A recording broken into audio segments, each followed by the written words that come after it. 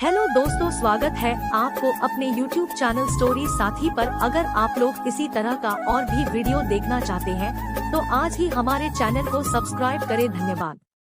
व्यापारी का पतन और उदय। वर्धमान नामक शहर में एक बहुत ही कुशल व्यापारी दंतिल रहता था।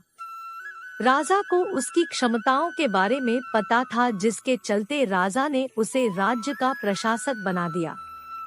अपने कुशल तरीकों से व्यापारी दंतिल ने राजा और आम आदमी को बहुत खुश रखा।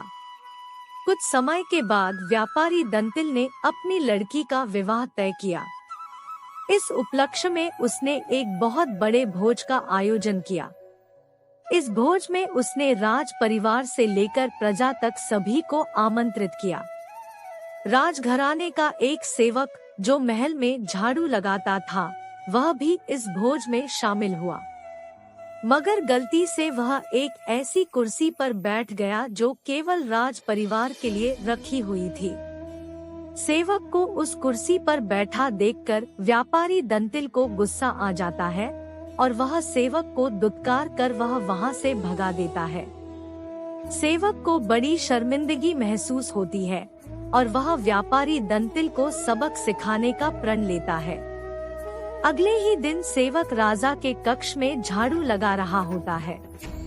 वह राजा को अर्धनिद्रा में देखकर बड़बड़ाना शुरू करता है। वह बोलता है, इस व्यापारी दंतिल की इतनी मजाल कि वह रानी के साथ दुर्व्यवहार करे। यह सुनकर राजा की नींद खुल जाती है और वह सेवक से पूछता है, क्या यह वाकई में सच है? क्या तुमने व्यापारी दंतिल को दुर्व्यवहार करते देखा है? सेवक तुरंत राजा के चरण पकड़ता है और बोलता है, मुझे माफ कर दीजिए, मैं कल रात को सो नहीं पाया। मेरी नींद पूरी नहीं होने के कारण कुछ भी बड़बड़ा रहा था।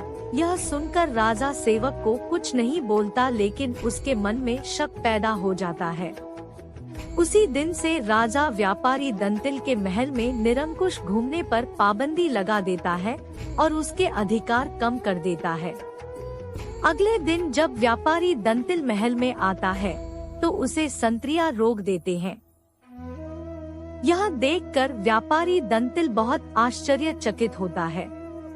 तभी वहीं पर खड़ा हुआ सेवक मजे लेते हुए बोलता है, अरे संतरियों, जानते नहीं ये कौन है?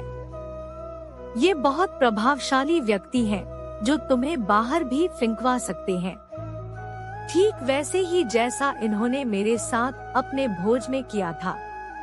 तनिक सावधान रहना। यह सुनते ही व्यापारी दंतिल को सारा माजरा समझ में आ जाता है। वह सेवक से माफी मांगता है और सेवक को अपने घर खाने पर बुलाता है। व्यापारी दंतिल सेवक की खूब आवभगत करता है। फिर वह बड़ी विनम्रता से भोज वाले दिन किए गए अपमान के लिए क्षमा मांगता है और बोलता है कि उसने जो भी किया गलत किया। सेवक बहुत खुश होता है और व्यापारी दंतिल से बोलता है, आप चिंता ना करें, मैं राजा से आपका खोया हुआ सम्मान आपको जरूर वापस दिलाऊंगा। अगले दिन राजा के कक्ष में झाड़ू लगाते हुआ सेवक फिर से बड़बड़ाने लगता है, हे भगवान, हमारा राजा तो इतना मूर्ख है कि वह गुसलखाने में खीरे खाता है। यह सुनकर राजा क्रोधित हो जाता है और बोलता है, मूर्ख, तुम्हारी ये हिम्मत! तुम अगर मेरे कक्ष के सेवक ना होते तो तुम्हें नौकरी से निकाल देता। सेवक फिर राजा के चरणों में गिर जाता है और दोबारा कभी ना बड़बड़ाने की कसम खाता है। राजा भी सोचता है कि जब यह मेरे बारे में इतनी गलत बातें बोल सकता है तो इसने व्यापारी दंतिल के बारे में भी गलत बोला होगा। राजा सोचता है कि उसने बेकार में व्यापारी दंतिल को दंड दिया। अगले ही दिन राजा व्यापारी दंतिल को महल में उसकी खोई प्रतिष्ठा वापस दिला देता है। सीख, व्यक्ति बड़ा हो या छोटा, हमें हर किसी के साथ समान भाव से ही पेश आना चाहिए।